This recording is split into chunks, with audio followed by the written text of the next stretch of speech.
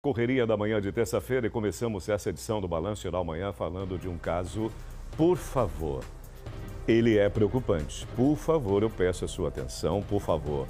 Eu peço a sua conscientização, eu peço a sua preocupação e a sua participação. Exatamente porque todos nós, eu e você, toda a nossa população está envolvida. Foi confirmada ontem, pela Vigilância Epidemiológica do Estado, a 8ª morte por dengue em Sergipe. A vítima foi uma mulher de 32 anos.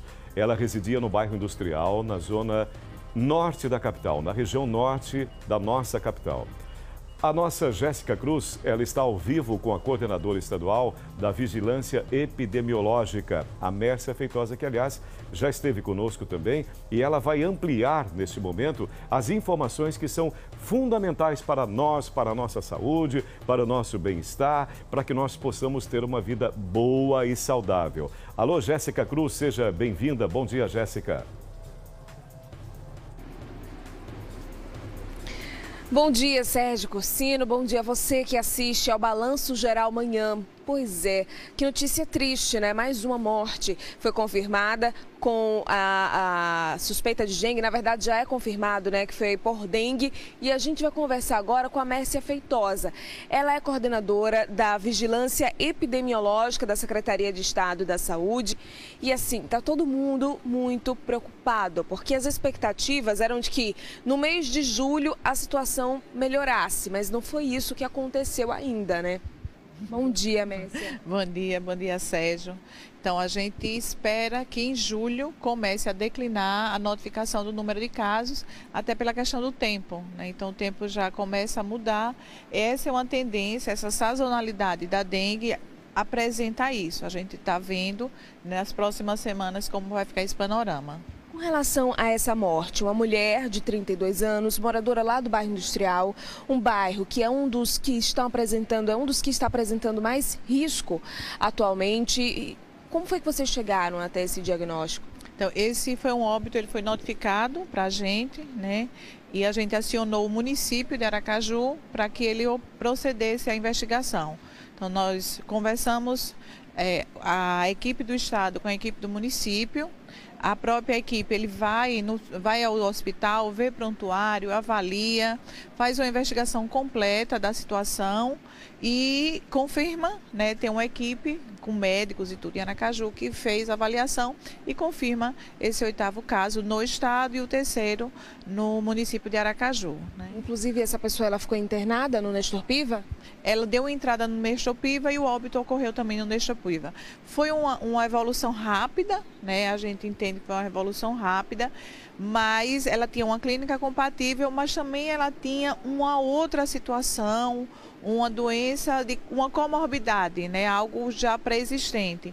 Então, todas aquelas pessoas que já têm uma outra doença, que já têm outra patologia, isso é um facilitador para o agravamento. Né? Imunidade baixa. Tem uma imunidade baixa, tem outras situações que podem agravar o quadro e isso levar a uma dengue grave e aí o óbito. A outra informação que nós recebemos é de uma suspeita, né? Que vocês ainda estão tentando confirmar se foi ou não por dengue, uma outra morte. Isso, é um outro óbito, né? Um senhor. Aracaju também está investigando. Então, assim, a equipe de Aracaju tem essa consonância, essa ligação boa com a equipe do Estado. Então, ele vai nos mantendo atualizado e a gente vai fazendo esse feedback, né? Discutindo os casos, avaliando, discutindo como foi a ocorrência.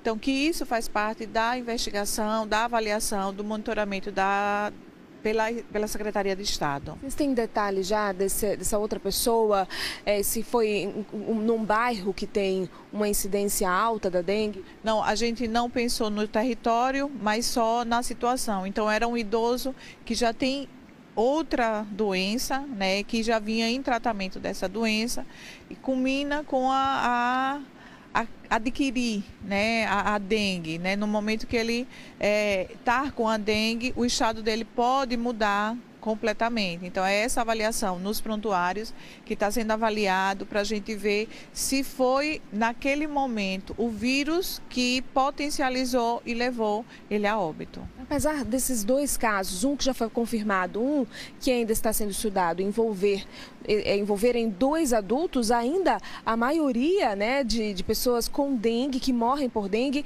é criança. Isso, dos 8, né, nós temos 5 foram menores de 10 anos. E dos casos confirmados, 51% são menores de 14. Então, a gente ainda continua com o perfil das crianças sendo mais acometidas pela doença aqui em Sergipe. Eu sei que todos os meses vocês fazem esse levantamento, tem um trabalho também em parceria com os municípios. E além de Aracaju, das preocupações como a capital, como é que está a situação nos outros municípios? Então, o aumento dos casos, né? Hoje nós finalizamos um boletim, né? Vamos publicar esse boletim com o último Lira também. Estamos com 1.645 casos confirmados. Desses confirmados, a gente tem um maior número em Aracaju, São Cristóvão, Nossa Senhora do Socorro, Simão Dias. Então, alguns municípios também estão crescendo, né, o número de casos. Hoje, somente 2 municípios que não têm nenhuma notificação. Então, os demais têm notificação. Então, isso, sabe, a gente vê que é algo que está chegando em algumas localidades, né? No início daqui tivemos o momento aqui da dengue, ela aconteceu muito mais no sertão, né? E você vê que o sertão ela dá uma reduzida no número de casos e está vindo para outros municípios, outras regiões. Então, assim, é essa dinâmica que a gente está monitorando, Jéssica. A senhora já explicou aqui que a maioria dos casos envolve criança, né? Por que a criança? Ela tem uma imunidade mais baixa?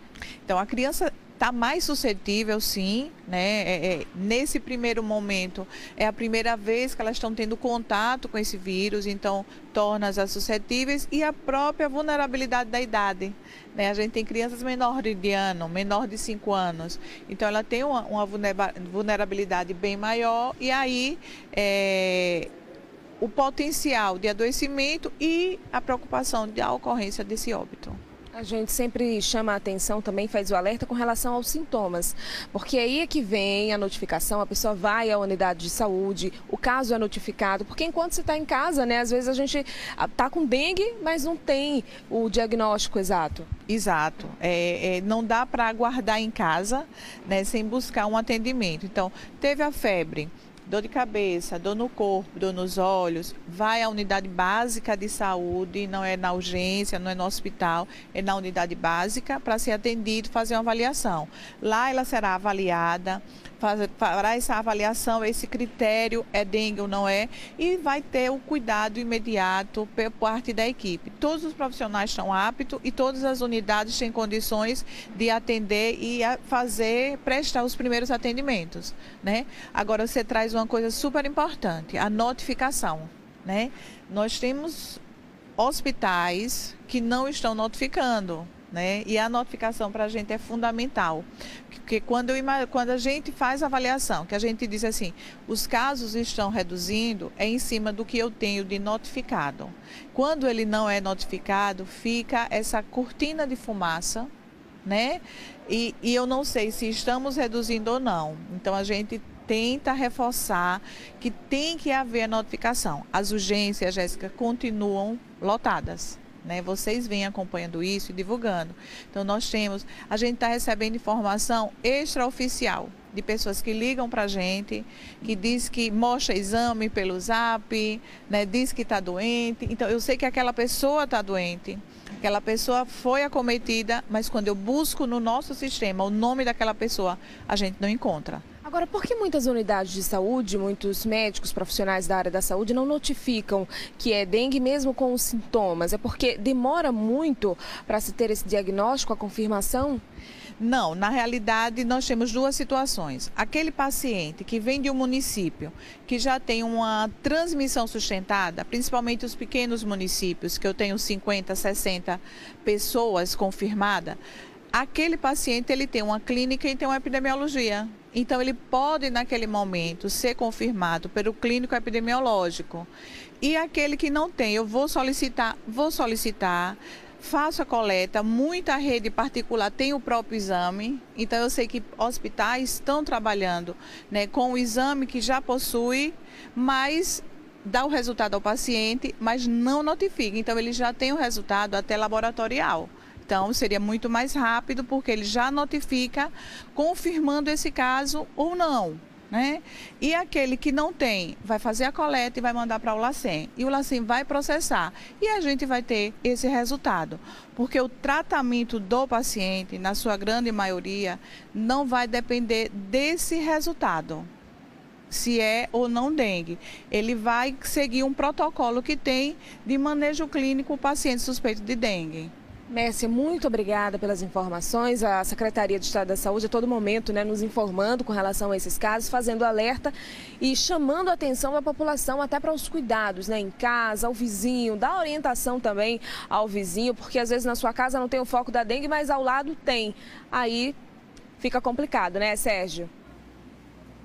É isso aí, fechado, Jéssica. 7h14. Você observa o seguinte, nós precisamos de um tempo mais amplo quando o assunto é muito sério, porque dengue mata.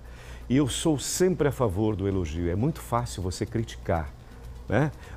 A crítica, muitas das vezes, ela é viciante, ela é um vício, e o elogio é uma virtude. A Mércia Feitosa realiza um trabalho extraordinário, além de nos explicar de maneira didática, por cognição. Isso é muito importante. Então, assim, cuide-se muito para que você possa também ter essa qualidade de vida. Tomar vacina, evitar acúmulo de água, colocar tela nas janelas, ser consciente com o seu lixo, desinfetante nos ralos e, o mais importante, colaboração é fundamental.